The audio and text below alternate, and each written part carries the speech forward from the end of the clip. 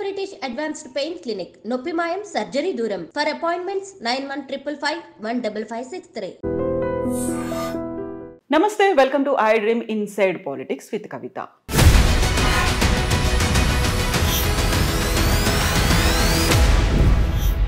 కొడంగల్ నియోజకవర్గం లగచెర్లలో ఫార్మా కంపెనీని వ్యతిరేకిస్తూ అక్కడున్నటువంటి స్థానికులు, మహిళలు, రైతులు ఆందోళన చేపట్టారు. ఎన్యూమరేటర్లు కలెక్టర్ మీద కూడా దాడి చేశారు. అసలు ఎందుకని ఫార్మా కంపెనీ అనగానే అక్కడున్నటువంటి స్థానికుల్లో వ్యతిరేకత వస్తుంది? ఇదంతా కాకుండా కేవలం రాజకీయ ప్రోద్బలంతోనే జరిగిందంటూ అరెస్టులు, ఆందోళనలు, ఫిర్యాదులు ఎందుకని వస్తున్నాయి? యాక్చువల్గా అక్కడ జరిగినటువంటి సంఘటనని ఎందుకని ఇప్పటికీ పట్టించుకోవట్లేదు? మనతో పాటుగా ఉన్నారు foundation for democratic reforms founder doctor Jayaprakash Narayana గారు. సార్ నమస్తే. నమస్తే కవిత. సార్, ఎక్కడైనా ఫార్మా కంపెనీ పెడుతున్నారు అంటే దాన్ని అభివృద్ధిగా చూడాలా, లేకుంటే అక్కడ ప్రజల్లో వ్యతిరేకత వస్తుంది, పర్యావరణం దృష్ట్యా చూడాలంటారా? కవిత, ఫార్మాయే కాదు, ఒకప్పుడు పారిశ్రామికీకరణ మరొకటో కావాలని జనం కోరుకునేవాళ్ళు. ఆనాడు భూసేకరణ చేసినప్పుడు నిజంగా ప్రజలకు అన్యాయం చేశాం మనం. నేను విశాఖ స్టీల్ ప్రాజెక్ట్ భూసేకరణ నేను చేశాను స్పెషల్ ఆఫీసర్గా.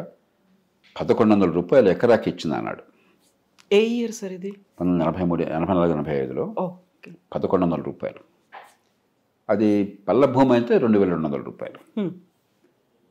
85లో భూసేకరణ చట్టంలో కొన్ని మార్పులు వస్తే రాజీవ్ గాంధీ ప్రధానమంత్రిగా ఉండగా దాన్ని రకరకాలుగా ఉపయోగించుకుని నేను విన్యాసాలు చేసి ఆ రోజుల్లో ఒక 50 కోట్లు అదనంగా నేను రైతులకి కాంపెన్సేషన్ కోసం గట్టిగా ప్రయత్నం చేసి విజయం సాధించాను.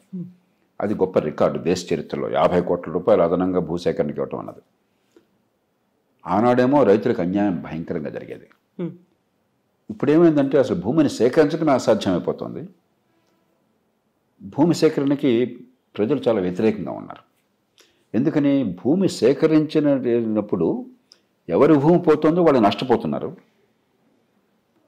టైంకి పరిహారం అందట్లేదు. మార్కెట్ రేట్ కంటే ఎక్కువ ఇస్తామని చెప్తున్నా కూడా మార్కెట్లో అధికారికంగా చూపే రేటు వేరు, మార్కెట్లో ప్రివేల్ అవుతున్న రేటు వేరు. లంచాలు బోల్డంతో ఉన్నాయి మళ్ళీ దీనిలో, ఆలస్యం కావడం కాకుండా. కాబట్టి భూసేకరణ జరిగితే మాకు న్యాయం జరుగుతుందన్న విశ్వాసం రైతులకు లేదు. భూమిని కోల్పోకుండా ఉన్న వాళ్ళకి ఏమవుతుంది? ఔటర్ రింగ్ రోడ్ ఉందనుకోండి, లేకపోతే పరిశ్రమ ఉందనుకోండి, పట్టణీకరణ నేషనల్ హైవే మరొకటి ఉందనుకోండి, భూమి కోల్పోయిన వాడేమో భూమిని కోల్పోతున్నాడు. పెరిగే విలువ ఉన్నటువంటి ఆస్తికి తరిగే విలువ ఉన్న డబ్బు ఎప్పుడు పరిహారం కాజాలదు.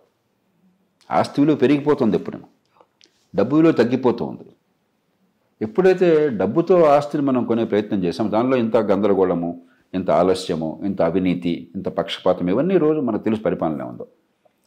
దాంతో ఏమవుతుంది? రైతులకి కోల్పోయిన వాడేమో నష్టపోయాలన్న భావం కలుగుతుంది. భూమి కోల్పోకుండా నిలుపుకున్నవాడు అక్కడ వచ్చేటువంటి ఆ అభివృద్ధి వల్ల లాభం ఆయనకు కలుగుతుంది. 100 రెట్లు ఆస్తి విలువ పెరుగుతుంది, ఆయనకు లాభం వస్తుంది. ముందు దీన్ని ఎదుర్కోవాలి. ఫార్మా సంగతి తర్వాత వస్తాను నేను.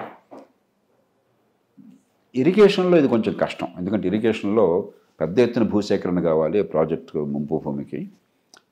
వాళ్ళకి ప్రత్యామ్నాయం చూపెట్టడం అంత తేలిక కాదు. కానీ మిగతా రంగాల్లో పట్టణీకరణ కానీ, మౌలిక సదుపాయాలు కానీ, పారిశ్రామికీకరణ జరిగినప్పుడు 100 రెట్లు భూమి విలువ పెరుగుతున్నప్పుడు చాలా తేలిగ్గా పరిష్కారం చేయొచ్చు.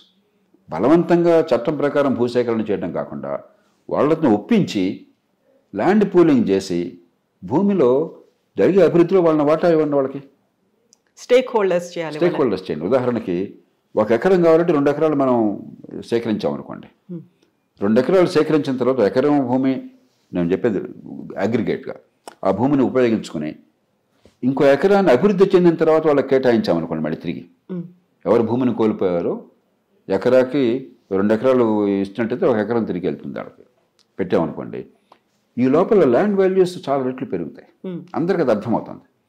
కాబట్టి భూమి పోయినా కూడా తృప్తి ఉంటుంది, నాకు మళ్ళీ మంచి విలువ ఉన్న భూమి వచ్చిందని. అందుకనే మీకు ఆంధ్రప్రదేశ్లో అమరావతిలో కొన్ని వేల ఎకరాలను సేకరించినప్పుడు రైతులంతా ముందుకు వచ్చారు.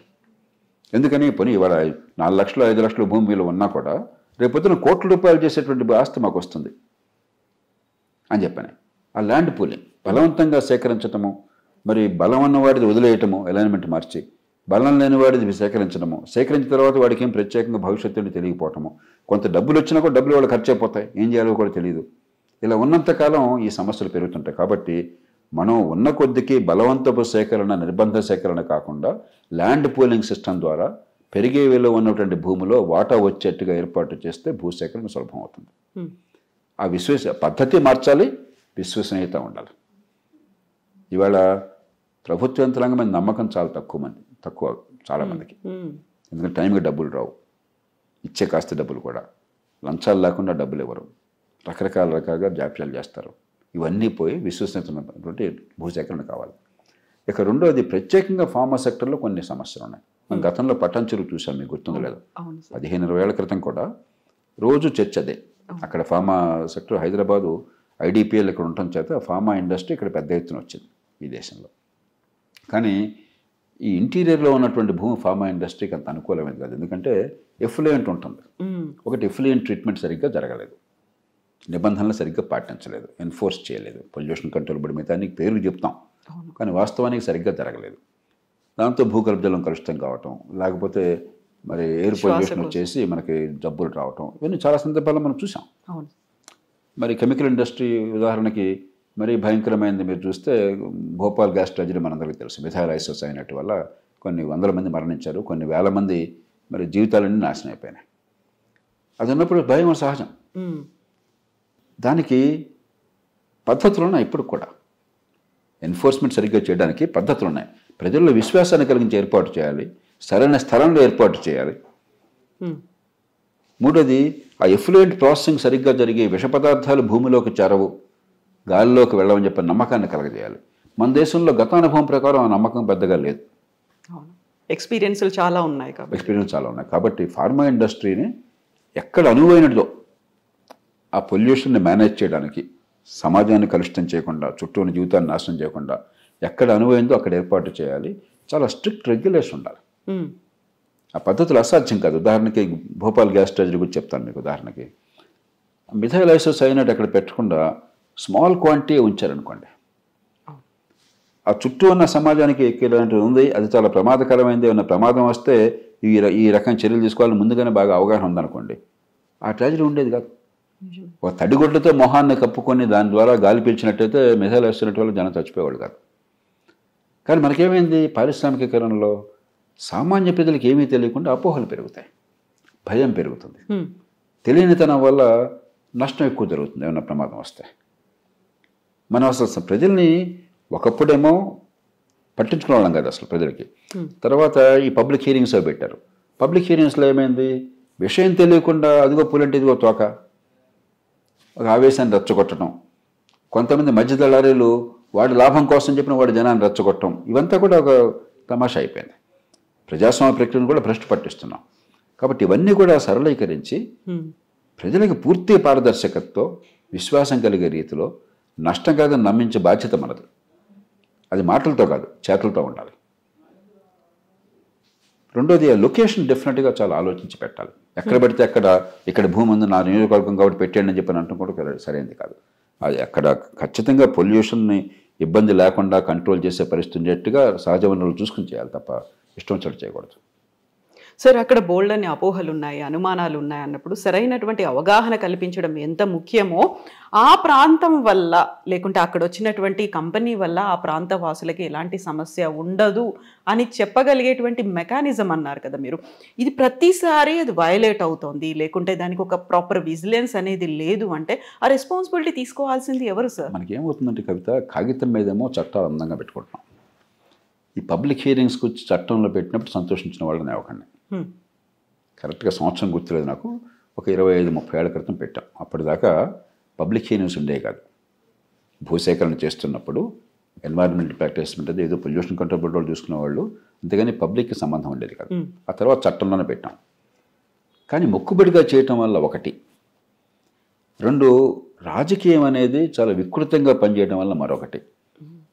ఆ ప్రాంత అభివృద్ధి, ఆ రాష్ట్రం లేక దేశ అభివృద్ధి, అక్కడ సమతూకాన్ని పాటించి ఏం చేయాలని చెప్పినది చర్చ కాకుండా, మీరు చేస్తే నేను అడ్డుకుంటాను, నేను చేస్తే మీరు అడ్డుకుంటారు.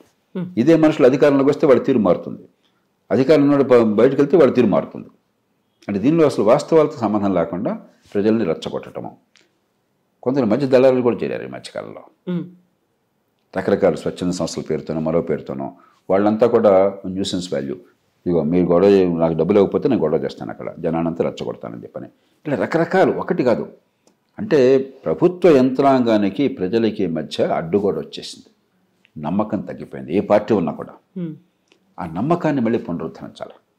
ఒక అధికారి కానీ ఒక నాయకుడు ఒక మాట చెప్తే 100% మనం నమ్మొచ్చు అనే విశ్వాసం కలిగించే వ్యవస్థ నిర్మాణం జరగాలి. రెండోది మొక్కుబడిగా కాగితం మీద పెట్టడం కాకుండా దాని స్ఫూర్తిని అర్థం చేసుకుని చేయాలి. మూడోది కొన్ని నిర్ణయాలు స్థానికంగా జరుగుతాయి, కొన్ని నిర్ణయాలు స్థానికంగా వాళ్ళకి ఇష్టం ఉన్నా లేకపోయినా కూడా దేశ ప్రజల రీత్యా నిర్ణయం అవుతాయి. ప్రజలకి అసౌకర్యం లేనంత వరకు, నష్టం లేనంత వరకు ప్రజలకు కాదంటున్నారని చెప్పిన కొన్ని ఆపేయలేం మనం. కొడంకులం ప్రాజెక్ట్ ఉన్నది, న్యూక్లియర్ పవర్ ఈ దేశానికి చాలా అవసరం. లేకపోతే మరో ప్రాజెక్ట్ ఉన్నది, ఏ కారణం లేకుండా ప్రజలు కొన్ని సందర్భాల్లో గొడవ పెడతారు అపోహల వల్ల. దానికి మనం లొంగిపోతే దేశం నడవదు. వెరీ రీసెంట్గా దామచర్లలో అయినటువంటి నేవీ రాడార్. ఎగ్జాక్ట్లీ. అట్లాగే కేరళలో పోర్ట్ ప్రాజెక్టు. కాబట్టి ప్రజలకి నచ్చ చెప్పే ప్రయత్నం చేయాలి, అర్థమయ్యేట్టు చేయాలి, వాళ్ళ భావాన్ని పరిగణలో తీసుకోవాలి. కానీ కొన్ని నిర్ణయాలు స్థానికంగా నిర్ణయం కావాలి, కొన్ని నిర్ణయాలు జాతీయంగా నిర్ణయం కావాలి. అంతేగాని ఇక్కడ ఏం జరిగినా కూడా నేను చెప్తుంది వినకపోతే నేను ఒప్పుకొని చెప్పంటే దేశం నడవదు. అలాగే ప్రజల్ని బేఖాతరు చేసి వాళ్ళని మోసపుచ్చి అబద్ధాలు ఆడి లేకపోతే బలవంతంగా దమననీతి ఉపయోగించి చేస్తా ఉన్నా కూడా దేశం నడవదు. రెండింటికి మధ్య సమతూకం కావాలి. సరే, ఇప్పుడు లగచర్లలో అక్కడ ఉన్నటువంటి రైతులు, మహిళలు, స్థానికులు అందరూ కూడా కలెక్టర్ మీద దాడి చేశారు, ప్రజాభిప్రాయ సేకరణకు వస్తున్నటువంటి అధికారుల మీద దాడి చేశారని. ఇలాంటి సంఘటన గతంలో ఎప్పుడు జరగలేదు. ఈవెన్ కలెక్టర్ మీద దాడి చేయడం అనేది అక్కడ దానిలో ఉన్నటువంటి వ్యతిరేకతగా చూడాలా, లేకుంటే రాజకీయ ప్రోద్బలం ఉంది బయటి వాళ్ళు వచ్చి దీన్ని చేశారు అనే యాంగిల్లో కేసులు? అక్కడ సందర్భం నాకు తెలియదు కాబట్టి నేను వ్యాఖ్యానించలేను. అన్నీ ఉండొచ్చు. ఇప్పుడు సోషల్ మీడియా యుగంలో ఇదిగో పూలంటే అదిగో తోక, దొన్నపోతేనిందని దూడడం కట్టేయడం, నిజానికి అబద్ధానికి మధ్య అడ్డు కూడా జరిగిపోయింది. రెచ్చగొట్టడం చాలా తేలికైపోయింది. రెండోది ప్రజల్లో అపోహలు వెళ్ళినంత వేగంగా వాస్తవాలు వెళ్ళాలి. మూడోది పరిపాలన యంత్రాంగం అంటే నమ్మకం పోయింది, విశ్వసనీయత లేదు. పరిపాలన ఉన్న వాళ్ళు కూడా చాలామంది, అందరూ కాకుండా కూడా రాజును మించిన రాజభక్తి చూపెడుతున్నారు. కాబట్టి వీళ్ళు మన కోసం లేరు, మన ప్రయోజనాల కోసం లేరు, కేవలం ఏలిన వాళ్ళ కోసం ఉన్నారన్న భావం కలిగినప్పుడు ముందు ద్వేషభావంతో వస్తున్నారు, అపనమ్మకంతో వస్తున్నారు. మరి కొన్ని ముందు జాగ్రత్తలు తీసుకోవటం, ప్రజలకు వాస్తవాన్ని చెప్పటం, రోజువారీ పరిపాలనలో ఈ మనిషి నిజంగా నిజాయితీగా ప్రజలకు న్యాయం చేస్తారు అన్న నమ్మకాన్ని కలిగించకపోవడం. మీరు శాంతి భద్రతల సమస్య అనేది స్విచ్ ఆన్ చేస్తే ఆఫ్ చేస్తే లైట్ కాదు, మీకున్న విశ్వసనీయత. రోజువారీ పరిపాలనలో మీరు నిష్పాక్షికంగా, నిజాయితీగా, సమర్థంగా సేవలు అందిస్తున్నారు, ప్రజల బాధలు పట్టించుకుంటున్నారు, హేతుబద్ధంగా ప్రవర్తిస్తున్నారు అనే నమ్మకం ఉందనుకోండి, అప్పుడు మీ మాటకి విలువ ఉంటుంది, ఏ సమస్యనో సులభంగా పరిష్కరించవచ్చు. ఆ నమ్మకం పూర్తిగా పోయిందనుకోండి, ఇక మీరు మాకు శత్రువే తప్ప మనకు అక్కడ చర్చకి అవకాశం లేదు. మీకు నాన్నా పులి అన్నట్టుగా 90 సార్లు మీరు చెడు చేస్తూ ఉంటే, పై వాళ్ళ మాటలకు లొగ్గి వాళ్ళు పనులు చేస్తుంటే 91సారి నిజాయితీగా చేసినా కూడా నాకు నమ్మకం లేదు నాకు. కాబట్టి నేను ముందుగా మీరంటే అపనమ్మకంతోనే నేను వస్తాను. మీరు నా మాట వింటారన్న భావం నాకు లేదు, నన్ను ఒప్పిస్తారన్న భావం నాకు లేదు. కాబట్టి ఒక ద్వేషభావం, ఒక విరోధ భావం వచ్చింది. అది వచ్చిన తర్వాత మనం చట్టం ఉపయోగిస్తామంటే కూడా ఉపయోగం లేదు. దురదృష్టవశాత్తు దానికి కొన్ని సందర్భాల్లో అధికారులు బలవుతారు. కొందరు అధికారులు స్వయంకృతాపరాధం, మరికొందరు వాళ్ళు ఏ తప్పిదం లేకపోయినా కూడా ఉన్నటువంటి పరిస్థితులకి బానిసలు అవటం.